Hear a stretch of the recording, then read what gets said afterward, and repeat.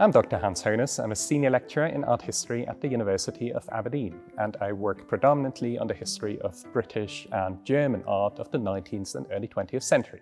We are today in Royal Deeside, just outside of Aberdeen in northeast Scotland. More specifically, we are at a former Catholic seminary, the Blairs College, and we are here right now in the chapel, St. Mary's of the college. The college was founded in 1829, shortly after the Catholic emancipation, and has since then educated clergy and also lay pupils for about 150 years until it closed in 1986.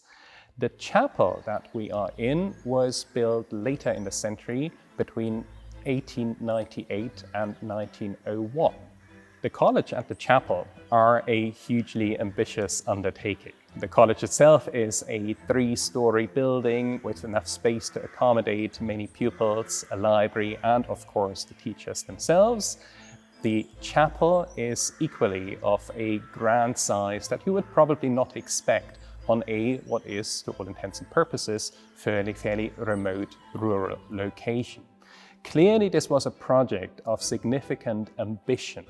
The building itself is topped actually by a tower that is crowned with the papal tiara, almost in order to create a Catholic site that is projecting over the valley and far into Aberdeen.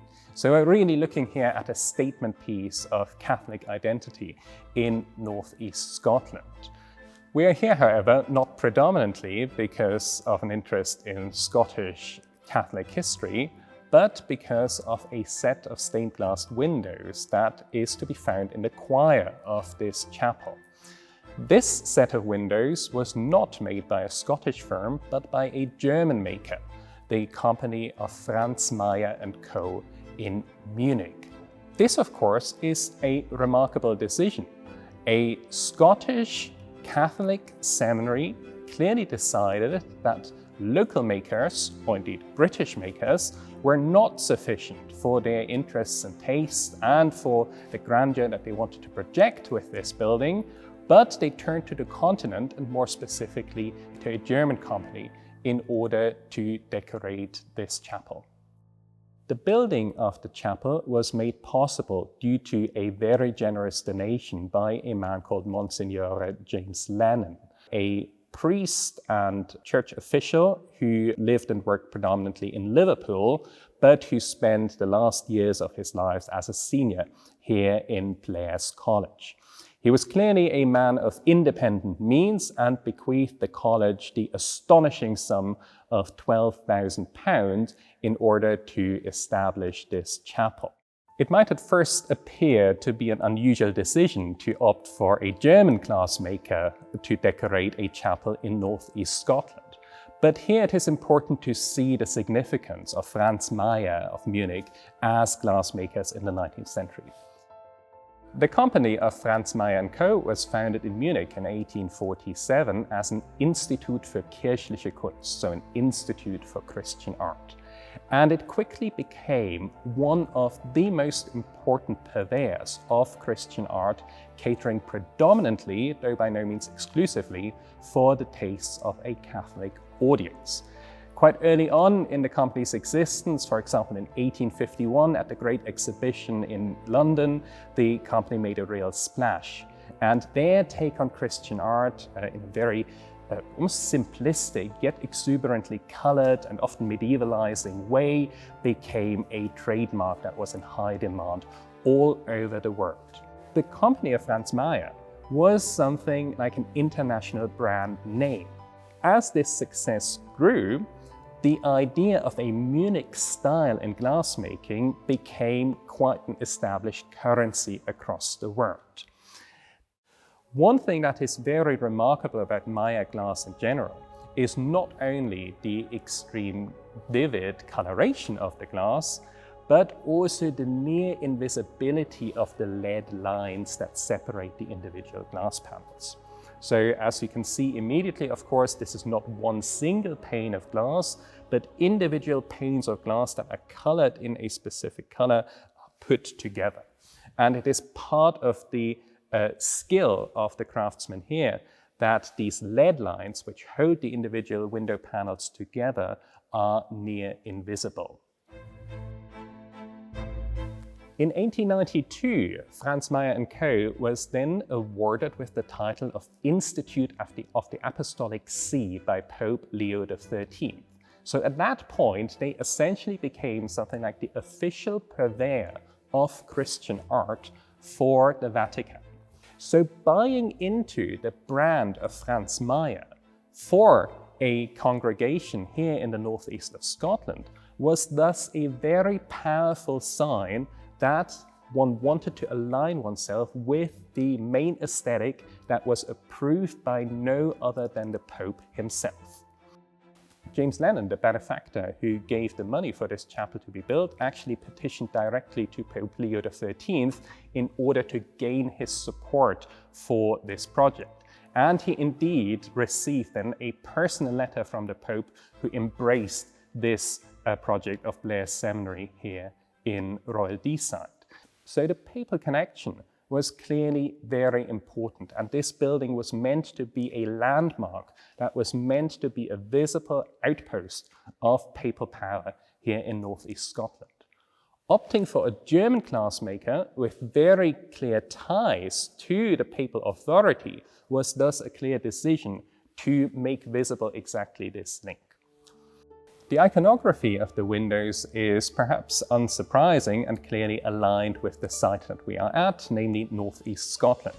One window is dedicated to a range of Scottish saints, so we've got St. Columba, St. Margaret of Scotland and St. Ninians, while the other window again has the patron saint of Scotland, St. Andrew. St. Andrew then is flanked by two very typical Catholic saints, so we've got St. Teresa of Avila and we've got St. Bridget. The chapel, of course, is dedicated to St. Mary's, which also explains a strong Marian presence in the iconography. The window on the organ side of the chapel is dedicated to scenes from the life of Christ, specifically a scene from his childhood, where the Virgin Mary, of course, plays a significant role.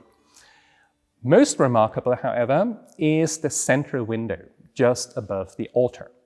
Of course, once again, we have a strong Marian theme. We've got the Annunciation and we've got the coronation of the Virgin. The main centerpiece, however, is the central panel just above the altar, where we see another woman kneeling in front of an apparition of Christ. What we're looking at here is an iconography of the Sacred Heart. So the idea that Christ appears to a worshipper and bears his flaming heart at the middle of his chest.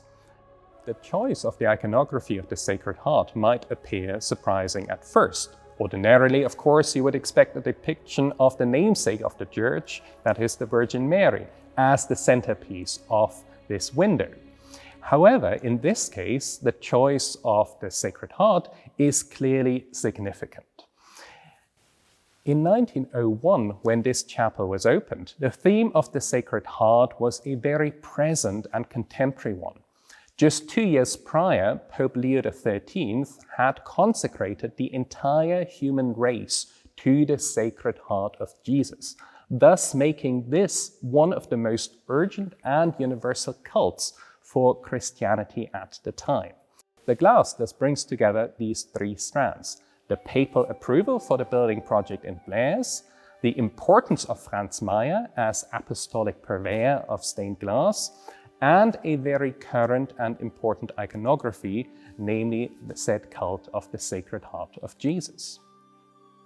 Of course, a statement piece such as this monastery from an upstart creed here, Catholicism, was not viewed universally positive. It was very clear, I think, to many observers at the time within Aberdeen that this was indeed meant to be a visible opposition to the Protestant creeds that were dominant within the cities. But it's, I think, also fairly safe to say that the Catholics managed to establish their own little realm and fiefdom here on the banks of the River Dee fairly peacefully.